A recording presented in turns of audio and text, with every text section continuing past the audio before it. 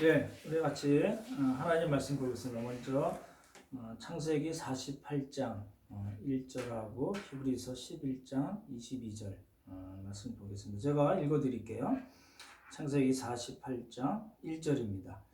이 일 후에 어떤 사람이 요셉에게 말하기를 내 아버지가 병들었다 하므로 그가 곧 두 아들 므낫세와 에브라임과 함께 이르니.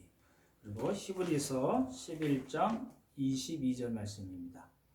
히브리서 11장 22절 말씀 같이 제가 읽어드리겠습니다. 믿음으로 요셉은 임종시에 이스라엘 자손들이 떠날 것을 말하고 또 자기 뼈를 위하여 명하였으며. 아멘. 예. 오늘 이제 요셉 마지막 시간입니다. 그 제목은 이제 믿음으로 요셉은 그렇다면 우리도 믿음으로 라는 제목으로 하나님 말씀 전하겠습니다. 이제 오늘 그 요셉 시리즈를 마치고요.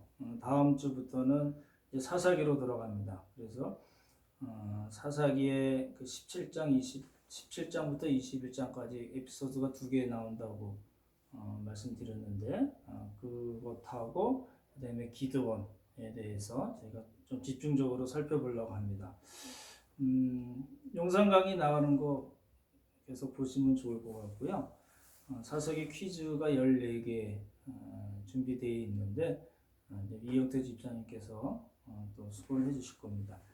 그래서 이제 영상 강의하고 퀴즈를 잘 보시고 하시면은 이렇게 제 설교가 어렵다고 막 그러시잖아요. 그래서 고민을 많이 했는데 그렇게 잘 따라 하시면 설교도 좀 훨씬 쉬워질 거고 좀 자세히 말씀을 드리려고 합니다. 저도 많이 노력할 테니까 여러분들도 같이 노력하시면서 하나님 말씀 보시면 좋을 것 같습니다. 근데 지난주에 이제 그렇게 말씀을 드렸어요. 이제 In the Jacob's Class 아시죠? JC라고 제가 붙였는데 요셉이 이제 야곱으로부터 많은 것을 이제 배워서 요셉의 믿음에 아주 결정적인 영향을 받았습니다. 그렇죠? 말씀드렸던 대로 아브라함 언약에 대해서, 그리고 그 아브라함 언약이 출애굽으로 성취될 것이다. 그렇죠? 그리고 믿음에는 더 높은 경지가 있다. 그런 말씀드렸고, 그다음에 야곱을 통한 하나님의 신탁, 그 12 아들들에게 쭉 예언적 축복과 저지를 하잖아요. 그걸 통해서 요셉이 하나님의 지혜와 지식의 풍요함에 놀랍니다. 그렇죠? 전율을 느꼈다고 말씀드렸는데, 그래서 이제 결국 요셉의 삶은 하나님의 언약과 말씀, 구원 역사, 그리고 섭리의 뿌리를 두고 상삽니다. 그렇죠? 근데 우리에게 있어서 중요한 거는 하나님께서 요셉에게 그렇게 하셨던 것과 동일하게 하나님께서 우리에게도 역사하시고 우리를 인도하시고 연단하시고 훈련하셔서 하나님의 자녀답게 만드신다. 그렇죠? 그리고 하나님의 구원 역사에 우리를 사용하신다 라고 말씀드렸습니다. 이제 지난주 말씀드렸던 내용인데 오늘 이제 창세기 48장 1절만 읽었지만 이제 본문을 보시면은 이제 요셉이 그 야곱을 찾아갑니다. 왜냐하면 야곱이 병들었다는 이야기를 듣고 요셉이 이제 그 야곱을 찾아가는 사건이 나오는데 이 사건에서 우리가 놓치지 말아야 될 것이 하나 있습니다. 이제 두 아들을 데려가잖아요. 두 아들이 누구냐면 누구죠? 큰 아들이 므낫세 그리고 작은 아들이 에브라임이잖아요. 그 두 아들을 데려갔는데 왜 그 두 아들을 데려갔는가가 중요하다는 겁니다. 이제 지난주에 쭉 보고 여태까지 계속 말씀드렸듯이 요셉은 하나님의 언약과 말씀, 구원 역사, 섭리에 그 삶의 뿌리를 두었다고 말씀드렸는데 요셉이 한 가지 놓치지 않고 있었던 게 있어요. 그런 언약이라든지 하나님의 역사라든지 섭리, 당연히 그것으로 충만했던 사람인데 그러면서도 요셉이 놓치지 않고 있었던 한 가지가 있었습니다. 뭘까요? 가정이 있고 두 아들이었습니다. 이제 잘 아시다시피 이제 이단에 빠지거나 좀 잘못된 신앙을 가진 분들이 공통적인 특징이 있잖아요. 가정을 소홀히 한다는 거거든요. 가정과 자녀들, 어떤 경우에는 배우자를 소홀히 하게 되는 경우가 있잖아요. 이게 뭐 이제 이단들 같은 경우에는 반사회적인 그런 행태로 나가게 되잖아요.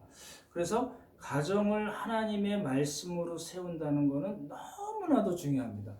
하나님의 구원 역사, 섭리, 뭐 이런 거 너무너무 중요해요. 너무너무 중요하고 훈련받아서 하나님의 구원 역사에 쓰임받고 믿음으로 살았다는 그런 칭찬을 듣는 거 너무나도 중요한데, 그 이면에 있는 게 우리가 놓치지 말아야 될 건 뭐냐면 가정과 자녀입니다.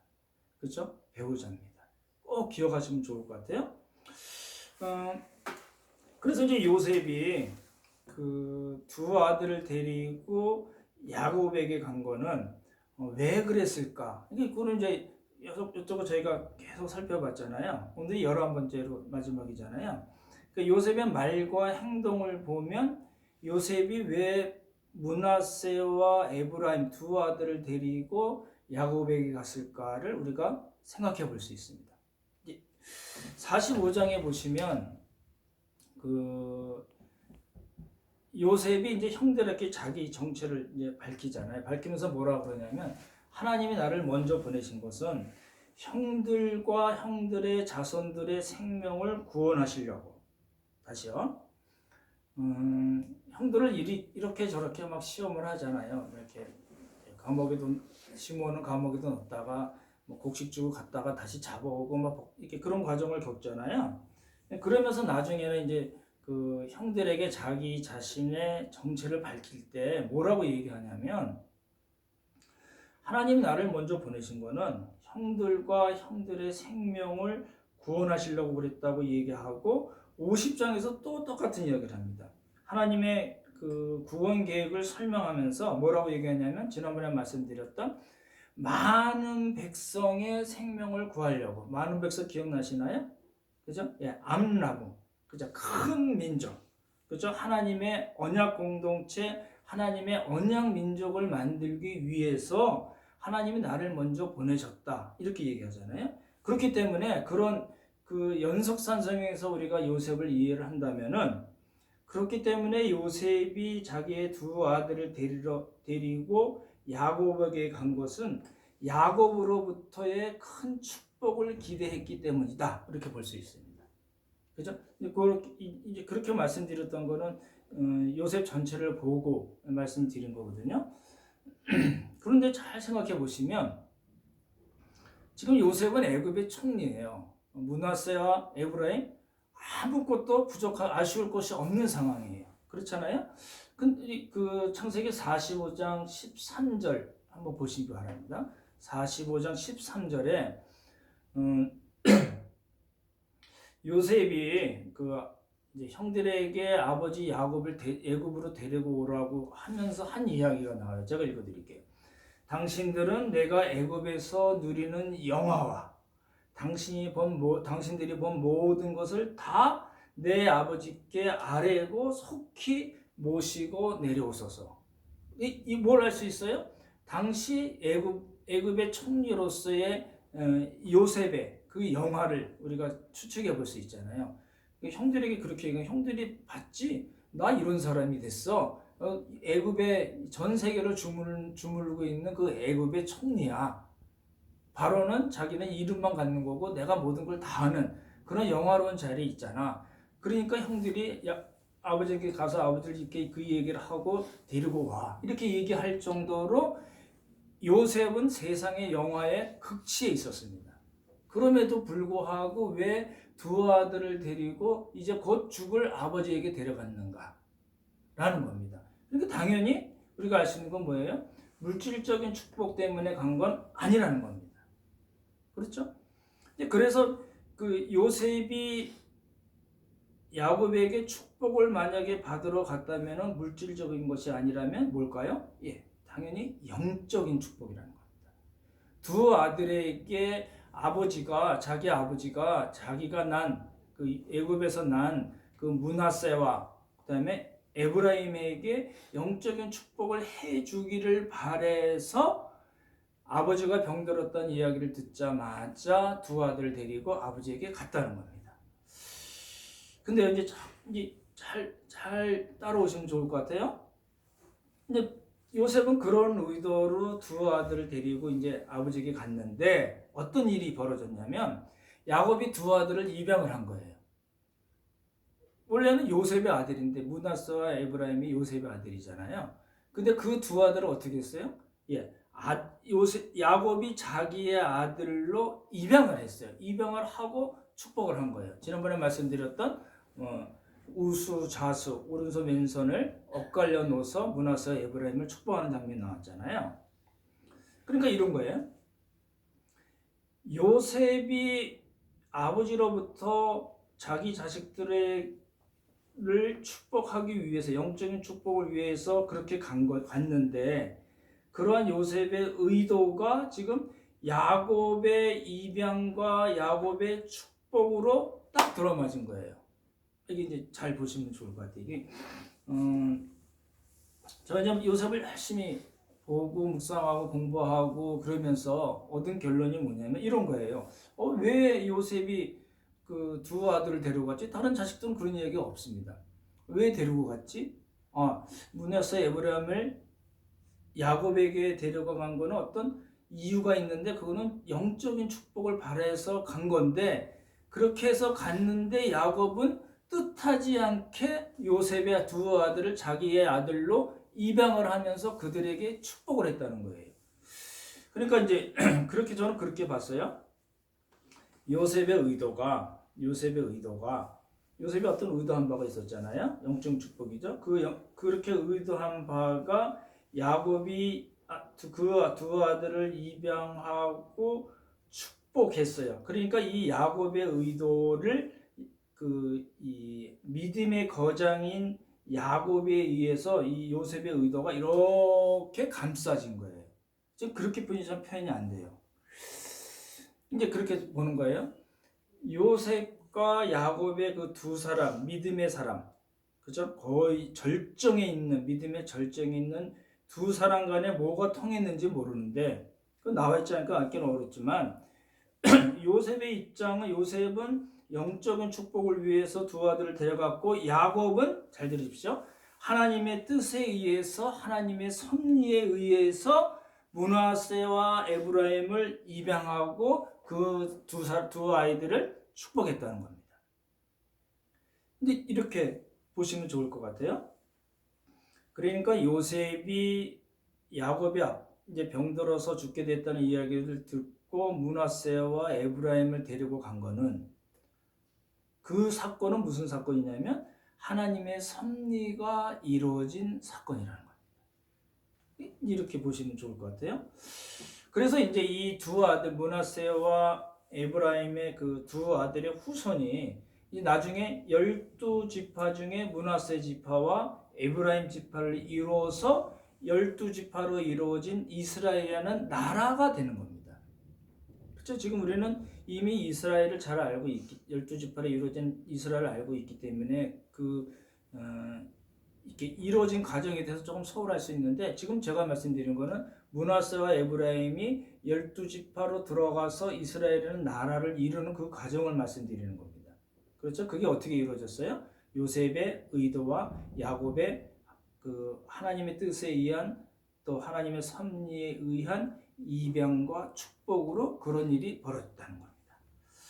그래서 이제 제가 오늘도 아침에도 열심히 말씀 보면서 이걸 좀 더 멋있게 아주 쉽게 설명드리고 싶은데 설명이 잘 안 돼요. 그래서 지난주에 말씀드렸죠. 로마서 11장 33절에 깊도다 하나님의 지혜와 지식의 풍성함이요. 그렇게뿐이 설명드리기가 어려워요. 제가 지금 설명드린 건 그거잖아요. 요셉이 두 아들을 그 아버지로부터 두 아들이 축복을 받기 위해서 데려갔는데 야곱은 하나님의 의도, 하나님의 섭리, 하나님의 뜻에 의해서 요셉의 의도를 이렇게 감쌌다는 거예요. 저는 그것을 어떻게 설명할까 생각했는데 잘 안 떠올라요. 근데 그런 생각이 됐어요. 우리가 잘 아는 아주 유명한, 뭐 저는 미술에 대해서는 잘 모르지만 그 화가가 어떤 그림을 그려요. 그릴 때 어떻게 뭘 구상하고 그렸을 거 아니에요. 그렇죠? 우리가 알듯이 이제 음악을 하는 분들이, 작곡하시는 분들이 작곡을 할 때 뭐 떠올랐다 그냥 쫙 하는 경우도 있겠지만, 뭐 여러 가지, 저는 뭐 잘 음악에 대해서 모르지만 그 전체 곡을 만들기 위해서 어떤 요소를 어떻게 넣고 어떤 요소를 어떻게 넣고 이건 어떻게 하고 이렇게 하고 어떻고 저쩌고 하는 그런 거 있잖아요. 지금 그걸 생각했어요. 제가 아주 쉽게 이해됐던 건 뭐냐면, 제가 옛날에 라스베가스를 간 적이 있습니다. 도박은 안 했고요. 한 번도 안 땡겼지만 쇼를 하나 봤어요. 쇼를 봤는데 이 무대가 있는데 그냥 무대 위에서 사람들이 나와서 무슨 서커스 한다든지 이런 게 아니고요. 이 무대가 이렇게 평평해 있던 무대가 어떻게 되냐면 이렇게 막 움직이는 거예요. 이렇게 움직이고 사람들이 올라가고 내려가고 서커스하고 발레도 하고 막 정신없이 막 그렇게 아주 놀랄 정도로 멋있는 쇼를 봤는데 그 생각이 떠올랐어요. 무슨 이야기냐면, 하나님께서는 큰 그림을 갖고 계셔서 하나님의 구원 역사는 큰 그림이 있는데 그 큰 그림, 하나님의 큰 그림에 지금 요셉과 야곱이 지금 여러 가지 자기 나름대로의 액션을 취하고 자기 나름대로 이방을 하고 축복을 하고 막 이러고 그랬는데 그게 어떻게 되냐면 하나님의 구원 역사의 섭리에 딱 들어맞았다는 겁니다. 저는 그렇게 설명을 드리고 싶어요. 그래서 요셉이 두 아들을 야곱에게 데려간 거는 결국은 하나님의 구원 역사, 하나님의 섭리에 맞아 들어맞는, 그저 하나님의 큰 그림을 그리는 그런 중요한 일이라는 걸 이제 우리가 보면 좋을 것 같습니다. 근데 이제 우리에게 있어서는 이제 이거는 이루어진 일이잖아요. 근데 우리에게 있어서는 우리가 요셉에게 뭘 배울 수 있을까 이렇게 생각하는 거예요. 기억나시죠? 제가 첫 번째 그 설교 때 말씀드렸죠. 우리가 두 가지로 해석한다고 그랬잖아요. 모범을 위한 해석. 그건 한 번도 한 적이 없습니다. 그렇죠? 근데 오늘 하려고 그래요. 또 하나는 뭐죠? 예, 하나님의 구원 역사를 위한, 구원 역사적인 구속사적인 관점에서 해석하는 거라고 그랬잖아요. 말은 어렵지만 그런 거예요. 여태껏 우리가 쭉 본 거는 이런 요셉을 하나님께서 그 애굽에 팔려가게 하시고 했던 모든 것들을 통해서 하나님의 구원 역사가 점점 더 이루어지는 거잖아요. 그러니까 그래서 당연히 구속사적인 관점에서 보는 거고. 근데 이제 지금 여기서는 제가 그렇게 말씀을 드리고 싶은 거예요. 우리가 요셉에게 배울 게 있다. 이거는 모범을 위한 해석이잖아요. 당연히 배울 게 있어요. 뭘 배울까요? 예, 요셉에게 우리에게 배울 건 뭐냐면 영적 축복, 하나님의 축복을 너무너무 사모했다는 겁니다. 그게 나중에 하나님의 섭리에 들어맞고 그걸 통해서 이스라엘이라는 나라가 생겨서 하나님의 구원 역사가 진행이 됐지만, 요셉의 입장에서는 지금 아까 말씀드렸던 대로 하나님의 섭리, 구원 역사, 하나님의 뜻, 너무너무 거기에 충만했던 사람이긴 하지만 놓치지 않은 게 뭐예요? 예, 가족과 자식들, 그리고 배우자라는 거예요. 그렇잖아요. 그 얘기를 우리가 보는 거예요. 그래서 이 말씀 보면서 나는 또 우리 함께 가는 교회 우리 형제 자매들은 요셉과 같이 이런 영적 축복에 메말라 있는가를 생각해 보는 겁니다. 그렇죠? 여러분 어떠실까요? 여러분 자녀들이 정말 이런 영적 축복을 받고 하나님의 사람으로서, 믿음의 사람으로서 살기를 원하시나요? 그런 마음이 간절하신가요? 그래서 어떤 액션을 취하시나요? 이제 그걸 여쭤보고 싶습니다. 이제 어떤 분들은 이럴 수가 있어요. 어차피 천국은 가는 거니까. 그렇잖아요. 예수 믿어서 천국 가는 건 우리가 정해진 이치다. 그렇게 생각하신다면 우리가 그렇게 믿잖아요. 근데 그런 믿음을 가진 사람이 어차피 천국을 갈 거니까 이 세상에서 우리도 잘 먹고 잘 살고 좀 떵떵거리고 살아야 되지 않겠어? 라고 생각하는 거예요. 그래서 기도의 중심이 건강, 재물, 세상에서의 성공, 명예 이렇게 가지 않나요? 잘 생각해 보시면 중요한 요소들이긴 하지만 그것이 올바르고 건강한 신앙의 방향은 아니라는 거잖아요. 그죠? 동의하시나요? 믿는 분이라도 크리스찬이라 하더라도 세속적 가치에 빠지면 이렇게 이해할 수 있습니다. 이제 제가 가상으로 이렇게 생각해 본 거예요. 이제 부모가, 아버지나 엄마가 아이들한테 그렇게 얘기하는 거예요. 너희들은 내가 누리지 못한 세상의 재미, 내가 가보지 못한 그 유럽 좋아하시잖아요. 그 유럽의 어느 동네, 내가 받아보지 못한 사람들의 대접, 너희는 그걸 다 누리고 살았으면 좋겠어. 나는 사람들에게 무시당하고 대접받지 못하고 그렇게 살았지만 너희들만은 사람들에게 존경을 받고 대접받고 내가 누리지 못한 장수, 명예, 건강, 부귀, 영화 다 누리고 살았으면 좋겠어. 만약에 그렇게 자식들의 이야기한다면 나쁜 건 아니죠. 뭐 부모가 자식 잘 되라고 하는 이야기니까 나쁜 건 아니지만 올바르고 건강한 신앙의 방향에 있는 것은 아니라는 거예요. 지금 우리가 그것을 요셉이 두 아들을 아버지 야곱에게 데려간 그 이유에서 우리가 찾아볼 수 있는 겁니다. 한번 들어보십시오. 이제 표현이 조금 거칠 수 있지만 한번 잘 들어보시면 좋겠어요. 요 좀 길긴 한데 제가 이거를 우리 아이들에게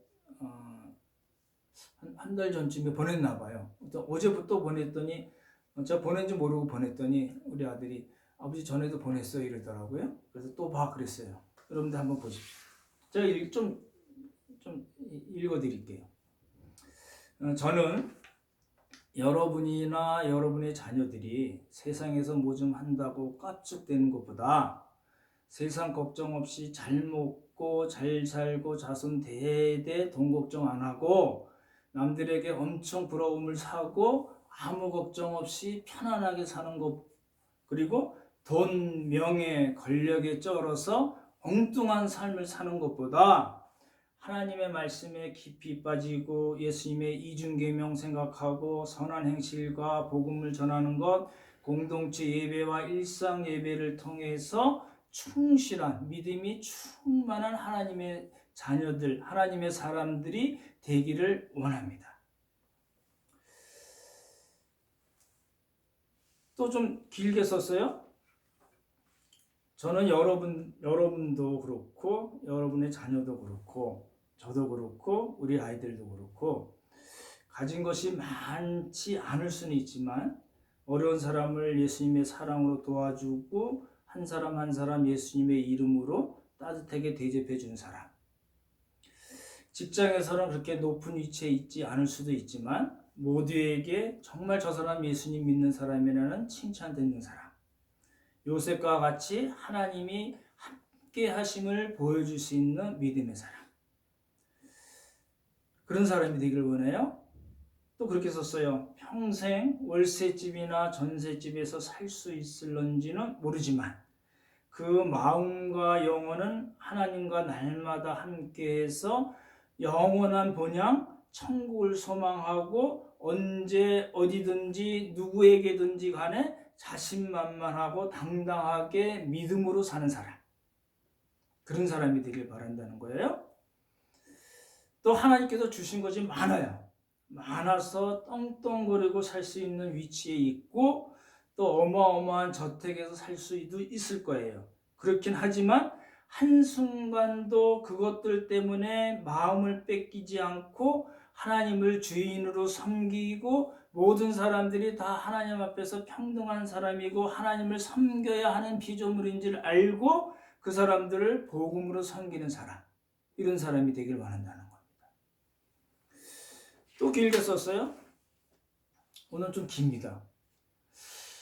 그렇게 썼어요. 언제나 희희낙낙거리고 띵가띵가 룰룰랄라 홍야홍야 하는 삶은 아니더라도 강야를 지나거나 깊은 어둠 속에 있거나 앞이 보이지 않는 캄캄한 터널 속에 있다 하더라도 하나님만을 의지하고 한 걸음 한 걸음 하나님과 동행하는 법을 배우고 하나님만으로 만족합니다라는 신앙 고백을 할 수 있는 믿음의 사람, 그런 사람이 되기를 바라고 여러분의 자녀들이 그런 사람이 되기를 예수님의 이름으로 축복합니다. 낮은 곳에 있든지 높은 곳에 있든지 세상에 마음과 영혼이 유린당하지 않고 그 마음이 하나님께 꽉 붙어 있는 그런 믿음의 사람이 되기를 진심으로 바랍니다. 그런 거예요. 그래서 이제 우리가 알듯이 히브리서 11장 22절에 히브리서 기자가 요셉의 믿음을 평가할 때 한 줄로 단 한 구절로 그렇게 했잖아요. 믿음으로 요셉은 임종시에 죽잖아요. 누구나 다 죽잖아요. 뭘 예언했어요? 이스라엘 백성들이 떠날 것을 예언하고 또 자기 뼈를 위해서 명했어요. 지난번에 다 말씀드린 거잖아요. 이럴 수 있었던 거는 말씀드렸던 야곱의 교실에서 제이시에서 야곱이라는 믿음의 거장으로부터 믿음을 배웠어요.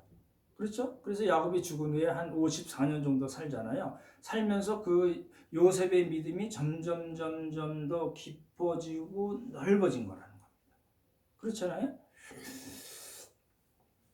이제 조금 정리할 필요가 있어요. 그러면 믿음이라는 게 도대체 뭔가? 이게 굉장히 어려운 문제입니다. 사실은 말씀드렸던 대로 히브리서 11장 여러분들이 설교를 많이 들었지만 믿음으로 누구는 막 이런 얘기를 많이 들었지만 진짜 믿음이 뭔가라는 걸 우리가 좀 명확하게 할 필요가 있잖아요. 말씀드렸던 거예요. 믿음은 그 시작은 하나님의 선물이에요. 그렇죠? 바울도 뭐 여러 번 이야기했고 뭐 우리가 알 수 있는 신약 성경 예수님께서도 그렇게 말씀하시고 사도들도 그렇게 말씀하셨듯이 믿음의 시작은 하나님의 선물인데 잘 들으십시오. 그 믿음이 어떻게 성장하고 더 튼튼해지고 더 믿음의 높은 경지에 갈 수 있는 거냐면 하나님의 말씀과 삶에서 일어나는 여러 가지 일들로 인해서 그 믿음이 선물로 받은 믿음이 단단해져야 된다는 거예요. 이제 요 대목에서 제가 드리고 싶은 말씀이 있어요. 그래서 성경적인 해석이 중요한 거예요. 이게 참 설교자로서는 고민이 되는 부분이에요. 정말 성경에서 말씀하셨던 대로 우리가 말씀을 읽거나 말씀을 듣는 건가? 하나님의 말씀으로 우리의 믿음이 단단해진다는데 우리가 듣거나 연구하거나 읽는 그 하나님 말씀을 우리가 정말 제대로 성경적으로 해석을 하고 듣고 읽고 하는 건가? 한 게 중요하다는 겁니다. 그렇지 않으면 믿음은 잘할 수가 없어요. 그렇잖아요? 그래서 제가 이제 그 요새 퀴즈 같이 뭐 사사기 퀴즈 같이 퀴즈 문제도 드리고 이제 제가 별로 안 좋아하는데 영상 강의도 하는 겁니다. 재미는 있어요. 재미는 있지만 그렇게 좋아하진 않아요. 그리고 우리가 이제 다시 모이게 되면 금요일에 성경 공부도 하고 그럴 거 아니에요. 그런 일들을 통해서 우리가 읽고 듣고 또 우리가 말하기도 하고 사역도 하는 그 하나님의 말씀이 정말 성경적으로 해석이 된 걸 우리가 먹고 마시고 그걸로 인해서 우리 믿음이 점점 성장하고 단단해져가고 어떤 일이 있든지 간에 끄떡없이 믿음으로 이길 수 있다. 그 얘기입니다. 그렇잖아요? 그리고 이제 말씀과 삶에서 일어나는 여러 가지 일들 그렇고 또 한 가지는 믿음의 사람들의 도움이 있어야 돼요. 이게 이제 그래서 공동체가 중요하다는 게 그래서 드리는 말씀입니다. 그냥 예수님 믿게 됐어요. 믿게 되고 그럼 나 이제 혼자 성경 보고 뭐 찬송하고 혼자 예배 드리고 뭐 헌금 어디 하는지 모르지만 하고 그렇게 살다가 하나님 나라 가면 되잖아요. 왜 교회 가야 되나요? 지금 이제 이 코로나 바이러스 사태 때문에 교회가 못 모이잖아요. 그래도 꿋꿋이 모이시는 분들도 있긴 하지만 못 모여요. 그러면 이제 우리가 여러 가지 부작용이 일어나긴 하지만 근본적으로 따져보시면 왜 우리가 모여야 되죠? 왜 우리가 모여서 교회를 이루어서 예배를 드리고 찬양을 하고 말씀을 듣고 기도하고 교제하고 훈련하는 왜 그런가요? 뭐예요? 우리의 믿음이 그 다른 분들의 도움으로 인해서 튼튼해진다는 거예요. 다른 사람이 없으면 내 믿음이 성장할 수 있을까요? 어렵습니다. 나보다 믿음이 좋은 분들도 있을 거고 믿음이 안 좋은 분도 있을 거고 약한 분도 있고 강한 분도 있겠지만 어찌됐든 간에 공동체를 이루지 않는다면은 우리가 믿음이 잘할 수가 없어요. 그렇잖아요? 잘 생각해 보시면 좋을 것 같아요. 목사의 믿음이 어떻게 잘할까요? 목사는 그냥 자기가 알아서 성경 보니까 쑥쑥쑥 잘할 거예요? 아니요. 절대 그런 일 없습니다. 그렇죠? 우리 형제 자매들과 함께 말씀도 나누고 교제도 하고 토론도 하고 이러니 저러니 하고 먹고 마시고 놀고 그러면서 믿음이 자라는 거예요. 그러니까 중요한 건 뭐예요? 말씀. 그렇죠? 또 중요한 건 뭐예요? 공동체예요. 또 중요한 건 뭐예요? 우리 삶에 일어나는 모든 일들을 통한 하나님의 연단과 훈련이에요. 그렇죠? 기억하시면 좋을 것 같아요. 그리고 또 중요한 게 또 한 가지 있어요. 요셉에게 우리가 배울 거라니까요. 요셉은 뭘 사모해서 뭘 원해서 자기 자식들을 두 아들을 아버지 야곱에게 데리고 왔어요? 예, 영적인 축복을 사모했다는 겁니다. 그렇기 때문에 우리의 믿음이 자라려면 선물로 믿음을 받았어요. 그래서 그 믿음이 점점점 자라고 더 강해지고 우리가 그 믿음의 사람이 되려면 중요한 게 뭘까요? 개인적인 열심이 필요해요. 이게 이제 문제가 되죠. 어떤 분들은 그냥 이렇게 예배 드리고 이제 모이게 되면 가서 예배당 가서 예배 드리고 또 뭐 하나 하고 그냥 또 와서 그렇게 살고 또 그게 반복되는 거예요. 가고 살고 가고 살고. 그러다 보면 그게 믿음이 자랄까요? 믿음이 쑥쑥쑥 자라고 건강하게 자라고 믿음의 높은 경지에 갈 수가 있을까요? 절대 그럴 수 없습니다. 개인적인 열심, 내가 정말 한번 해봐야지. 이제 퀴즈 때문에 그런 건 아닙니다만 사석의 퀴즈 내가 한번 목숨 걸고 목숨까지 걸 필요 없습니다. 해봐야지. 이런 열심을 갖고 우리가 해야 되거든요. 그런 개인적인 열심이 없이는 믿음이 자랄 수가 없어요. 꼭 기억하십시오. 말씀과 우리의 삶과 그렇죠? 공동체와 개인적인 열심이 있어야지 우리의 믿음이 요셉과 같이 가능해질 수 있다는 겁니다. 그렇죠? 만약에 우리가 그렇게 한다면은 히브리서 11장에 소개된 믿음의 선배들 뿐만 아니라 우리도 믿음으로 살았다 이렇게 평가받을 수 있다는 겁니다. 정도의 차이는 물론 있을 수 있겠지만 하나님께서 우리를 기뻐 받으신다는 거예요. 우리도 믿음으로 살 수 있다는 거예요. 그렇잖아요? 좀 표현이 그렇긴 하지만 맨날 찌질하게 사는 것 같은 우리들도 믿음의 조상인 야곱과 같이 요셉과 같이 폼나게 믿음을 발휘하면서 살 수 있다는 거예요. 그렇잖아요? 맨날 기죽어가지고 나는 안 돼. 저 사람은 이렇게 잘하는데 나는 왜 이렇게 못해? 아니요. 그렇게 태어나면서 그런 사람 아무도 없어요. 그렇잖아요? 그러니까 우리가 그런 생각을 가져야 되는 거예요. 나도 한번 해봐야지. 내가 하면 하나님 도와주시겠지. 그리고 열심을 내는 거예요. 그리고 올바른 공동체를 찾아야 돼요. 이상한 데 가시면 안 돼요. 그렇잖아요? 정말 하나님의 말씀을 하나님의 말씀대로 아무 욕심 없이 전해야 되잖아요. 이 사사기 때 제가 여러 번 말씀드릴 거예요. 우리 옆 동네 교회, 그런 교회 또 있더라고요. 자세히 설명드리긴 그렇지만, 그런 교회에서 한 2,000명 모이는 교회인데, 목사님 연봉이 의사들보다 더 많아요. 그런 교회는 안 가야 되지 않나 싶은 개인적인 생각으로 사사기 때 말씀드릴 거예요. 미가 사건 때 나오는 이야기예요. 그래서 이렇게 요셉의 이야기를 말씀드리는 성경적인 근거는 이제 다 그런 건 아닙니다. 혹시 아주 일부겠지만 목회자 중에는 그럴 수가 있어요. 성도들의 믿음을 세우기 위해서 열심히 위해서 그분을 위해서 기도도 하고 말씀으로 권면하기도 하고 또 함께 일하기도 하고 또 어떤 때 설교 시간에 슬쩍 돌려서 까기도 하고 직접 때리기도 하고 그래요? 그래도 안 변해요. 안 변하면 어떻게 해요? 아이씨 뭐 저런 사람이 있어 포기하게 돼요. 정말이에요. 저는 안 그렇습니다. 나중에 그렇게 생각해요. 그냥 생긴 대로 사세요. 이렇게 얘기할 수 있어요. 그 마음속에 막 그렇게 말은 하지 않지만 당신 정말 가능성이 없는 사람이네요. 그냥 그렇게 살다가 천국이나 가세요. 이렇게 얘기할 수 있을런지 모르지만 하나님은 절대로 포기하시는 분이 아니라는 거예요. 그것 때문에 제가 지금 요셉에 대해서 그렇게 말씀드린 거예요. 그걸 뭐라고 얘기해요? 하나님의 열심이라고 얘기하는 겁니다. 아무도 못 말리고 그 누구도 피할 수 없고 어느 누구도 저항할 수 없는 하나님의 열심 때문에 우리의 믿음이 자랄 수 있다는 거예요. 우리도 요셉같이 될 수 있다는 거예요. 그렇죠? 그 하나님의 열심 때문에 우리도 충분히 가능성이 있다는 거예요. 그렇지 않아요? 요셉의 이야기가 바로 그겁니다. 놓치지 않으시면 좋을 것 같아요. 마지막으로 또 읽어드릴 게 있어요.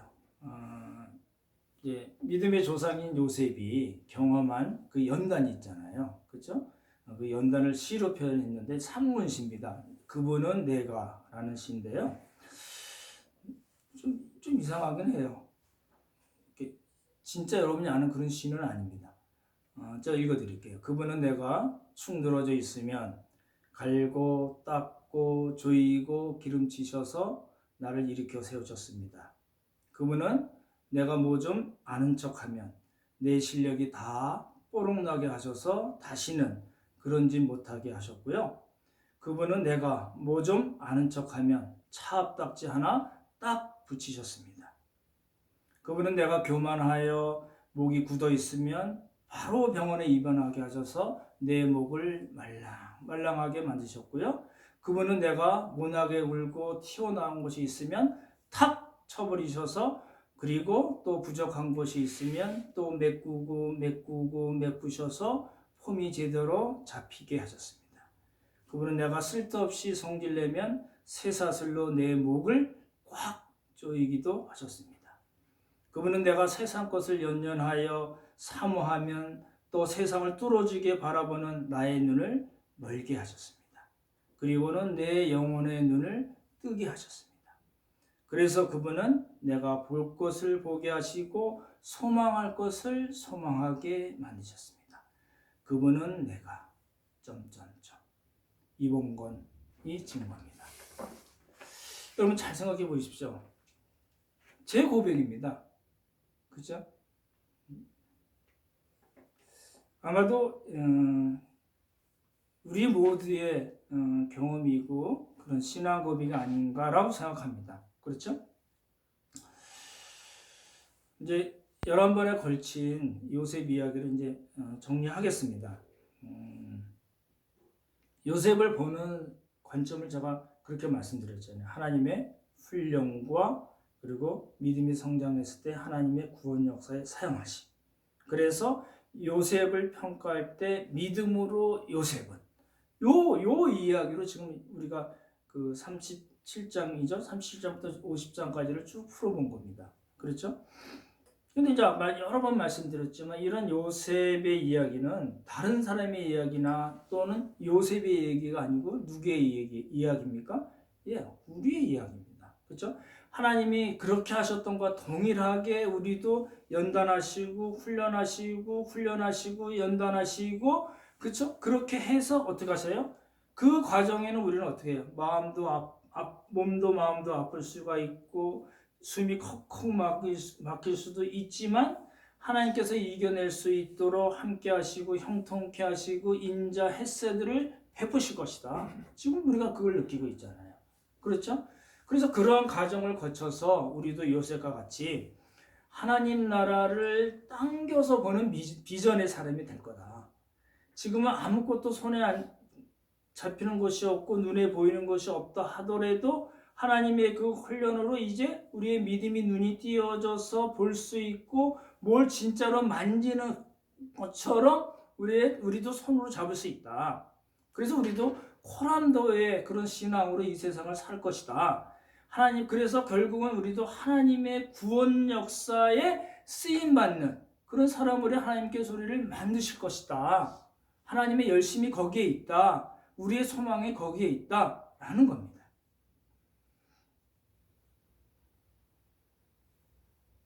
이제 여러 가지 이제 요셉에 대해서 다른 관점으로 말씀드릴 수도 있지만 또 그런 분들도 많이 있고 다 맞는 말씀이긴 하지만 11번의 그 요셉 시리즈를 통해서 저는 훈련과 하나님의 구원 역사 그리고 믿음이라는 관점에서 요셉을 정리해서 쭉 설명을 드렸습니다. 다시 한번 이 요셉의 이야기를 잘 음미하시고 또 필요하신 경우에는 다시 한번 또 들으시고 그러셔서 요셉을 잘 정리하셔서 여러분의 신앙생활이 정말 요셉과 같이 나도 요셉과 같이 믿음으로 살았습니다. 라고 우리의 신앙을 고백하는 우리 모든 사랑하는 형제 자매들이 되시기를 예수님의 이름으로 축원합니다. 같이 기도하겠습니다. 하나님 아버지 감사드립니다. 긴 시간 저희가 요셉이라는 정말 믿음의 사람, 하나님께서 단련하셔서 믿음의 삶으로 만드신 그리고 귀하게 하나님 나라 구원 역사에 들어 사용하신 요셉에 대해서 살펴보았습니다. 하나님 아버지, 하나님 아버지께서 요셉과 함께 하시고 또 형통케 하시고 또 그래서 믿음의 삶으로 만드셔서 귀하게 사용하신 것과 동일하게 우리 사랑하는 함께 가는 교회 모든 형제 자매들 에게도 하나님께서 그렇게 동일하게 역사하실 줄 믿습니다. 하나님의 역사에 우리가 믿음으로 반응하게 하시고 더 열심내게 하시고 하나님의 말씀을 소중히 여기게 하시고 영적인 복을 사모하며 우리의 삶을 잘 감당해서 하나님 보시기에 아름다운 믿음의 사람이 될 뿐 아니라 하나님의 구원 놀라운 구원 역사에 귀하게 쓰임받는 우리 모두가 되도록 주님 복을 허락하여 주시옵소서. 아버지네 감사드리오며 귀하신 예수님 이름 받들어 기도드렸사옵나이다. 아멘.